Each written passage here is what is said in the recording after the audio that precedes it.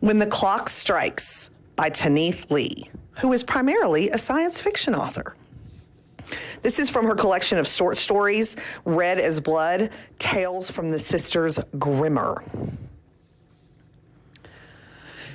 Yes, the great ballroom is filled only with dust now.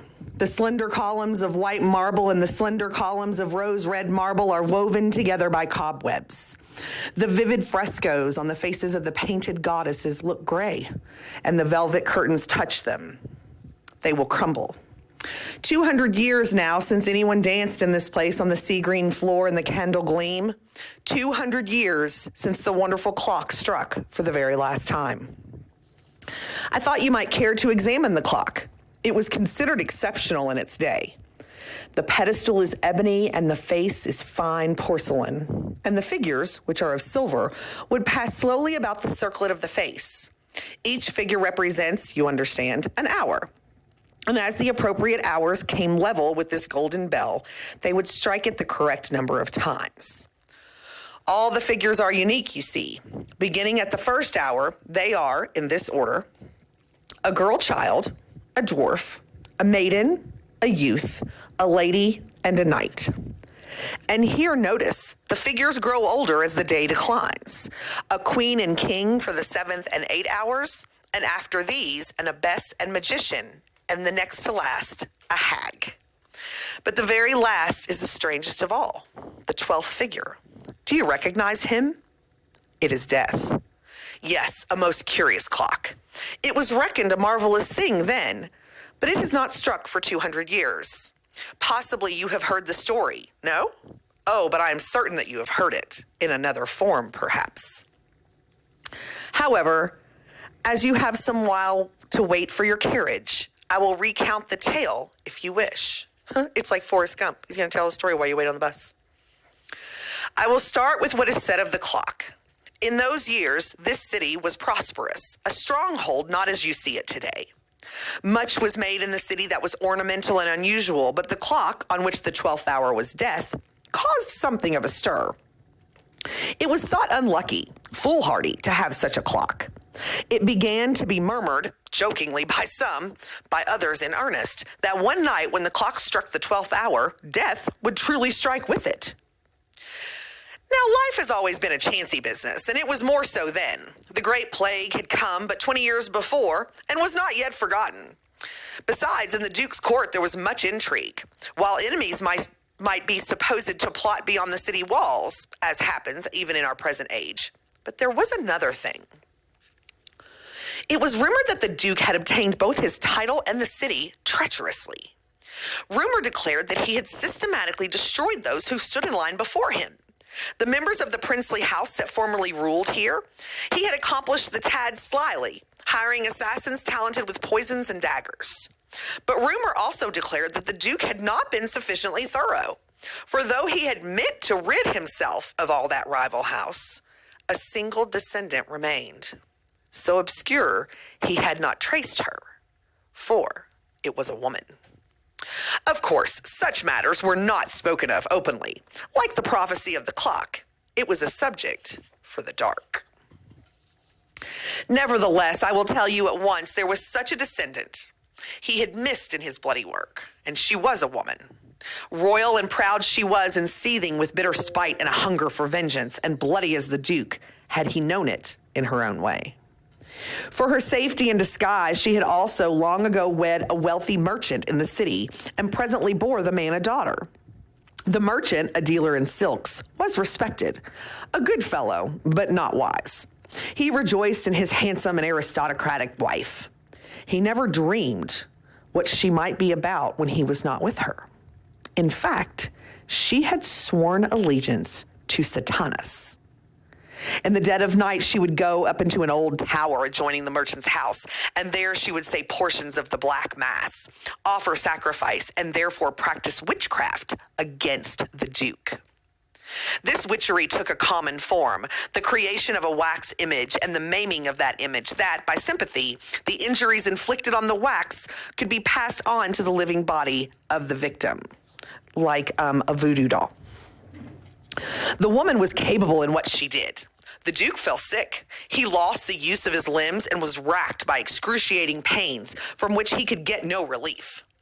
Thinking himself on the brink of death, the Duke named his 16-year-old son his heir.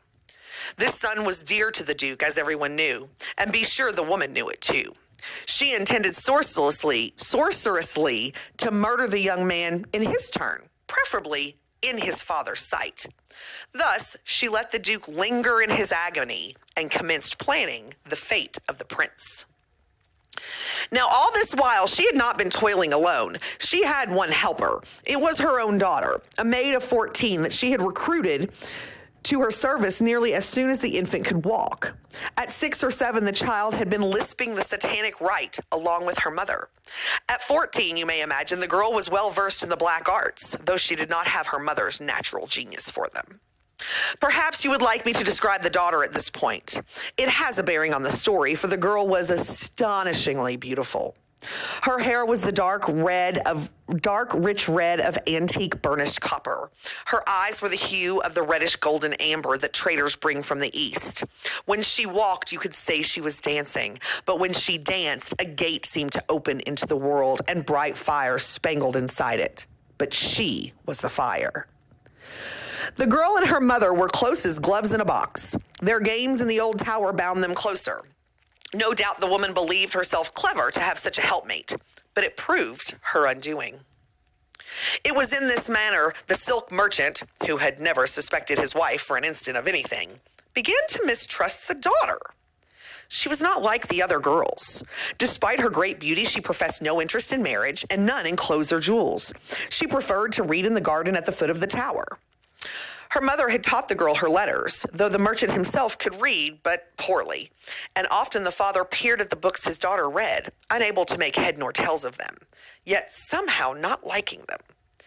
One night, very late, the silk merchant came home from a guild dinner in the city, and he saw a slim, pale shadow gliding up the steps of the old tower, and he knew it to be his child. On impulse, he followed her, but quietly. He had not considered any evil so far and did not want to alarm her. At an angle of the stair, the lighted room above, he paused to spy and listen. He had something of a shock when he heard his wife's voice rise up in glad welcome. But what came next drained the blood from his heart. He crept away and went to his cellar for wine to stay himself. Stay meaning calm. After the third glass, he ran for neighbors and for the watch. The woman and her daughter heard the shouts below and saw the torches in the garden. It was no use dissembling. The tower was littered with evidence of vile deeds, besides what the woman kept in the chest beneath her unknowing husband's bed. She understood it was all up with her, and she understood, too, how witchcraft was punished hereabouts. She snatched a knife from the altar. The girl shrieked when she realized what her mother was up to. The woman caught the girl by her red hair and shook her. "Listen to me, my daughter," she cried, "and listen carefully, for the minutes are short. If you do as I tell you, you can escape their wrath, and only I need die. And if you live, I am satisfied, for you can carry on my labor after me. My vengeance I shall leave you, and my witchcraft to exact it by. Indeed, I promise you stronger powers than mine. I will beg my lord Satanus for it, and he will not deny me, for he is just in his fashion, and I have served him well. Now will you attend?"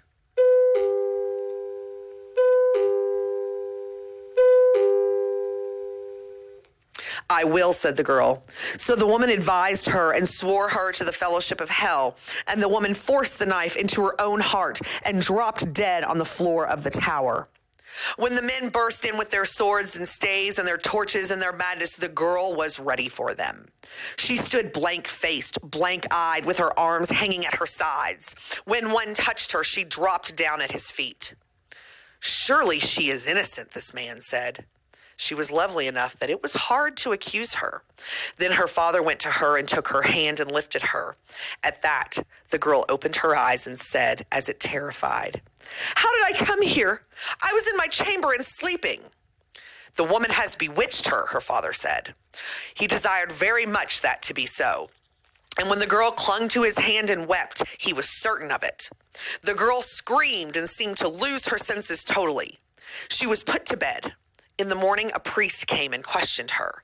She answered steadfastly, She remembered nothing, not even of the great books she had been observed reading. When they told her what was in them, she screamed again and apparently would have thrown herself from the narrow window, but the priest stopped her. Finally, they brought her the Holy Cross in order that she might kiss it and prove herself blameless. Then she knelt and whispered softly that nobody should hear but one, "Lord Satanus, protect thy handmaiden." And either that gentleman has more power than he is credited with, or else the symbols of God are only as holy as the men who deal in them. For she embraced the cross, and it left her unscathed. At that, the whole household thanked God. The whole household saving, of course, the woman's daughter. She had another to thank. The woman's body was burned and the ashes put into unconsecrated ground beyond the city gates. Though they had discovered her to be a witch, they had not discovered the direction her witchcraft had selected, nor did they find the wax image with its limbs all twisted and stuck with needles. The girl had taken that up and concealed it. The Duke continued in his distress, but he did not die. Sometimes in the dead of night, the girl would unearth the image from under a loose brick by the hearth and gloat over it. But she did nothing else. Not yet. She was 14, and the cloud of her mother's axe still hovered over her. She knew what she must do next. The period of mourning ended. "Daughter," said the silk merchant to her, "why do you not remove your black? The woman was malign and led you into wickedness. How long will you mourn her that deserves no mourning?" "Oh, my father," she said, "never think I regret my wretched mother. It is my own unwitting sin I mourn." And she grasped his hand and spilled her tears onto it. "I would rather live in a convent," said she, "than mingle with proper folk. And I would rather seek a convent too, if it were not that I cannot bear to be parted from you." Do you suppose that she smiled secretly as she said this? One might suppose it. Presently, she donned a robe of sackcloth and poured ashes over her copper-red hair. "It is my penance," she said. "I am glad to atone for my sins." She's a sneaky one. People forgot her beauty. She was at pains to obscure it. She slunk about like an aged woman, a rag pulled over her head, dirt smeared on her cheeks and brow. She elected to sleep in a cold, cramped attic and sat all day by a smoky hearth in the kitchens. When someone came to her and begged her to wash her face and put on suitable clothes and sit in the rooms of the house, she smiled modestly, drawing the rag of a piece of hair over her face. "I swear," she said, "I am glad to be humble before God and men." This is all a show, by the way. She's still practicing Satanism in the back room. They reckoned her pious and they reckoned her simple. 2 years passed. They mislaid her beauty altogether and reckoned her ugly. They found it hard to call to mind who she was exactly as she sat in the ashes or shuffled unattended about the streets like a crone. At the end of the second year, the silk merchant married again. It was inevitable, for he was not a man who liked to live alone. On this occasion, his choice was a harmless widow. She had already had 2 daughters, pretty in an unremarkable style.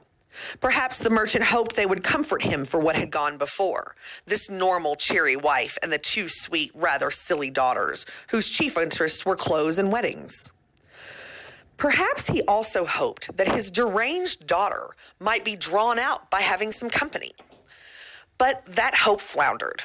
Not that the new mother did not try to be pleasant to the girl, and the new sisters, their hearts grieved by her condition, went to great lengths to enlist her friendship.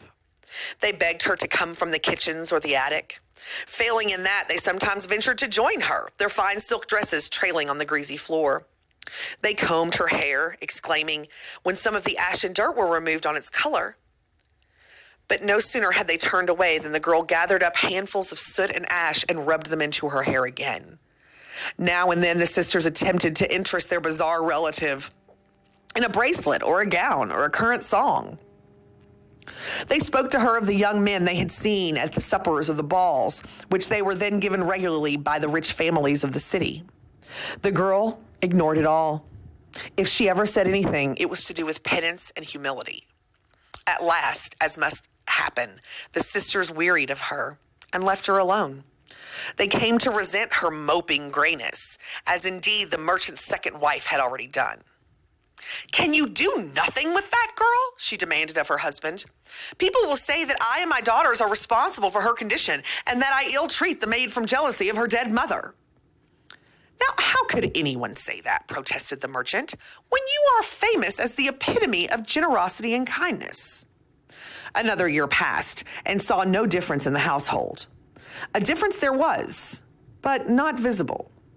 The girl who slouched in the corner of the hearth was 17. Under the filth and grime, she was impossibly more beautiful, although no one could see it.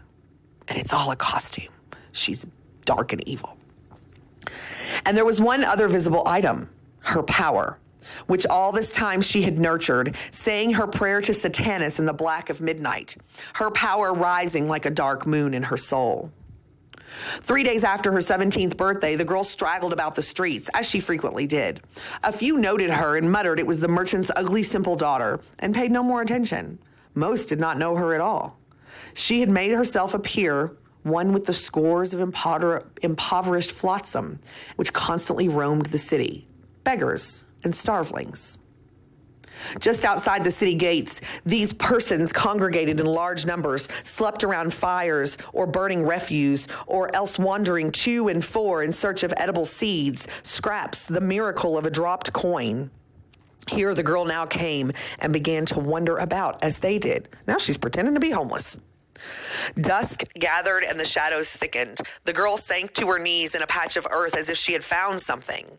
2 or 3 of the beggars sneaked over to see if it were worth snatching from her, but the girl was only scrabbling in the empty soil.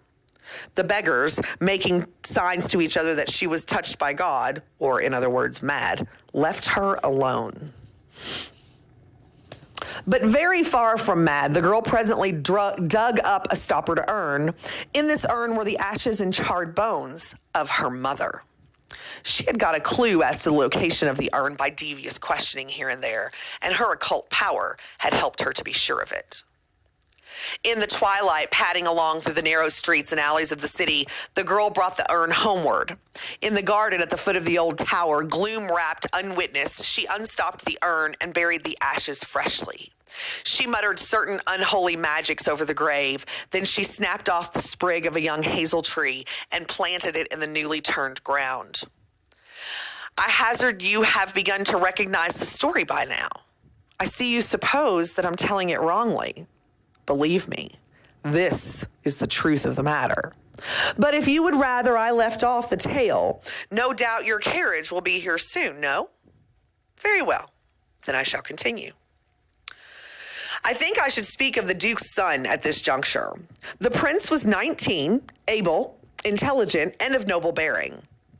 He was of that rather swarthy type of looks one finds here in the north, but tall and slim and clear-eyed.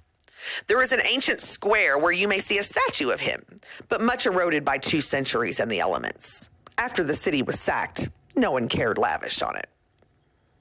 No care was lavished on it. The Duke treasured his son. He had constant delight in the sight of the young man and what he said and did. It was the only happiness the invalid had. Then one night, the Duke screamed out of his bed. Servants came running with candles. The Duke moaned that a sword was transfixing his heart an inch at a time. The prince hurried into the chamber, but in that instant the Duke spasmed horribly and died. No mark was on his body. There had never been a mark to show what ailed him, because it was the voodoo doll. The prince wept. They were genuine tears. He had nothing to reproach his father with, everything to thank him for. Presently, they thought the young man was the seal ring of the city. They brought the man the seal ring of the city, and he put it on. It was winter, a cold blue white weather with snow in the streets and countryside and a hard, wizened sun that drove thin, sharp blades of light through the sky, but gave no warmth. The Duke's funeral cortege passed slowly across the snow. The broad open chariots draped with black and silver, the black-plumed horses, the chanting priests with their glittering robes, their jeweled crucifixes and golden censers. Crowds lined the roadways to watch the spectacle. Among the beggar women stood a girl. No one noticed her. They did not glimpse the expression she veiled in her ragged scarf. She gazed at the bier piteously. As the young prince rode by in his sables, the seal ring of the city on his hand, the eyes of the girl burned through her ashy hair like a red fox through grasses. The Duke was buried in the mausoleum you can visit to this day on the east side of the city. Several months elapsed. The prince put his grief from him and took up the business of the city competently. Wise and courteous he was, but he rarely smiled. At 19, his spirit already seemed worn. You might think he guessed the destiny that hung over him. The winter was a hard one, too. The snow had come, and having come, was loath to withdraw. When at last the spring returned, flushing the hills with color, it was no longer sensible to be sad. The prince's name day fell about this time. A great banquet was planned, a ball. There had been neither in the palace for nigh on 3 years, not since the Duke's fatal illness first claimed him. Now the royal doors were to be thrown open to all men of influence and their families. The prince was liberal, charming, and clever even in this. Aristocrat and rich trader were to mingle in the beautiful dining room and in this very chamber among the frescoes, the marble, and the candelabra. Even a merchant's daughter, if the merchant was notable in the city, would get to dance on the sea-green floor under the white eye of the fearful clock. The clock. There was some renewed controversy about the clock. They did not dare speak to the young prince. He was a skeptic, as his father had been. But had not a death already occurred? Was the clock not a flying in the jaws of fate? For those disturbed by it, there was a dim writing in their minds in the dust of the street or the pattern of blossoms. When the clock strikes, but people do not positively heed these warnings. Man is afraid of his fears. He ignores the shadow of the wolf thrown on the paving before him, saying, "It is only a shadow." The silk merchant received his invitation to the palace, and to be sure, thought nothing of the clock. His house had been thrown into uproar. The most luscious silks of his workshop were carried into the house and laid before the wife and her 2 daughters, who chirruped and squealed with excitement. "Oh, father," cried the 2 sisters, "may I have this one with the gold piping? Oh, father, this is the one that I want with the design of pineapples." Later, a jeweler arrived and set out his trays. The merchant was generous. He wanted his women to look their best. It might be the night of their lives. Yet all the while, at the back of his mind, a little dark spot, itching, aching. He tried to ignore the spot, not scratch at it. His true daughter, the mad one, nobody bothered to tell her about the invitation to the palace. They knew how she would react, mumbling in her hair about her sin and her penance, paddling her hands in the greasy ash to smear her face. Even as the servants avoided her, as if she were just the cat seated by the fire. Less than the cat, for the cat saw to the mice, just a block of stone. And yet how fair she might have looked, decked in the pick of the merchant's wares with jewels at her throat. The prince himself could not have been unaware of her. And though marriage was impossible, other, less holy, though equally honorable contracts might have been arranged to the benefit of all concerned. The merchant sighed. He had scratched the darkness after all. He attempted to comfort himself by watching the 2 sisters exult over their apparel. He refused to admit that the finery would somehow make them seem but more ordinary than they were by contrast. The evening of the banquet arrived. The family set off. Most of the servants sidled after them. The prince had distributed largesse in the city. Oxen roasted in the squares, and the wine was free by royal order. The house grew somber. In the deserted kitchen, the fire went out. By the hearth, a segment of gloom rose up. The girl glanced around her, and she laughed softly and shook out her filthy hair. Of course, she knew as much as anyone, and more than most. This was to be her night, too. A few minutes later, she was in the garden beneath the old tower, standing over the young hazel tree, which had thrust up from the earth. It had become strong, the tree, despite the harsh winter. Now the girl nodded to it. She chanted under her breath. At length, a pale light began to glow far down near where the roots of the tree held to the ground. Out of the pale glow flew a thin black bird which perched on the girl's shoulder. Together, the girl and the bird passed into the old tower. High up, a fire blazed that no one had lit. A tub steamed with scented water that no one had drawn. Shapes that were not real and barely seen flitted about. Rare perfumes, the rustle of garments, the glint of hymns as yet visible, filled and did not fill at the same time the restless air. Need I describe further? No. You will have seen paintings which depict the attendance upon a witch of her familiar demons. How one bathes her, another anoints her, another brings clothes and ornaments. Perhaps you do not credit such things in any case. Never mind that. I will tell you what happened in the courtyard before the palace. Many cariots and chariots had driven through the square, avoiding the roasting oxen, the barrels of wine, the cheering drunken citizens, and so through the gates into the courtyard. Just before 10 o'clock, the hour, if you recall on the clock, of the magician, a solitary carriage drove through the square and into the court. The people in the square gawked at the carriage and pressed forward to see who would step out of it. Who is this latecomer? It was a remarkable vehicle that looked to be fashioned of solid gold, all but the domed roof that was transparent, flashing crystal. 6 black horses drew it. The coachman and postilions were clad in crimson red and strangely masked as curious beasts and reptiles. One of these beast men now hopped down and opened the door of the carriage. Out came a woman's figure in a cloak of white fur and glided up the palace stairs and in at the doors. There was dancing in the ballroom. The whole chamber was bright and clamorous with music and the voices of men and women.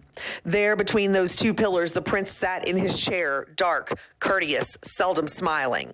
Here the musicians played the deep-throated violin, the lively mandolin, and there the dancers moved up and down the sea-green floor. But the music and the dancers had just paused. The figures on the clock were themselves in motion. The hour of the magician was about to strike. As it struck, through the doorway came the figure in the fur cloak, and as if they must, every eye turned to her. For an instant, she stood there all white, as though she had brought the winter snow back with her, and then she loosened the cloak from her shoulders. It slipped away, and she was all fire. She wore a gown of apricot brocade embroidered thickly with gold. Her sleeves and the bodice of her gown were slashed over ivory satin Her sleeves and the bodice of her gown were slashed over ivory satin, sewn with large rosy pearls. Pearls, too, were wound in her hair that was the shape of antique burnished copper. She was so beautiful that when the clock was still, nobody spoke. She was so beautiful that it was hard to look at her for very long. The prince got up from his chair. He did not know he had. Now he started out across the floor between the dancers, who parted silently to let him through. He went toward the girl in the doorway as if she drew him by a chain. The prince had hardly ever acted without considering first what he did. Now he did not consider. He bowed to the girl. "Madam," he said, "you are welcome, madam. Tell me who you are." She smiled. "My rank," she said. "Would you know that, my lord? It is similar to yours, or would be were I now mistress in my dead mother's palace. But unfortunately, an unscrupulous man caused the downfall of our house." "Misfortune indeed," said the prince. "Tell me your name. Let me right the wrong done to you." "You shall," said the girl. "Trust me, you shall. For my name, I would rather keep it secret for the present, but you may call me, if you will, a pet name I have given myself. Ashela." "Ashela, but I see no ash about you," said the prince, dazzled by her gleam, laughing a little stiffly, for laughter was not his habit. "Ash and cinders from a cold and bitter hearth," said she, but she smiled again. "Now everyone is staring at us, my lord, and the musicians are impatient to begin again. Out of all these ladies, can it be you will lead me in the dance?" "As long as you will dance," he said, "you shall dance with me." And that is how it was. There were many dances, slow and fast, whirling measures and gentle ones, and here and there the prince and the maiden were parted. Always then he looked eagerly after her, sparing no regard for the other girls whose hands lay in his. It was not like him. He was usually so careful. But the other young men who danced on that floor, who clasped her fingers on her narrow waist in the dance, also gazed after her when she was gone. She danced as she appeared, like fire. Though if you had asked those young men whether they would rather tie her to themselves as the prince did, they would have been at a loss, for it was not easy to keep pace with fire. The hour of the hag struck on the clock. The prince grew weary of dancing with the girl and losing her in the dance to others, refinding her and losing her again. Behind the curtains, there is a tall window in the east wall that opens on the terrace above the garden. He drew her out there into the spring night. He gave an order, and small tables were brought with delicacies and sweets and wines. He sat by her, watching every gesture she made, as if he would paint her portrait afterward. In the ballroom, here, under the clock, the people murmured. But it was not quite the murmur you would expect, the scandalous murmur about a woman who come from nowhere that the prince had made so much of. At the periphery of the ballroom, the silk merchant sat, pale as a ghost, thinking of a ghost, the living ghost of his true daughter. No one else recognized her, only he. Some trick of his heart had enabled him to know her. He said nothing of it. As the stepsisters and wife gossiped with other sisters and wives, an awful foreboding weighed him down and sent him cold and dumb. And now it is almost midnight, the moment when the page of the night turns over into the day.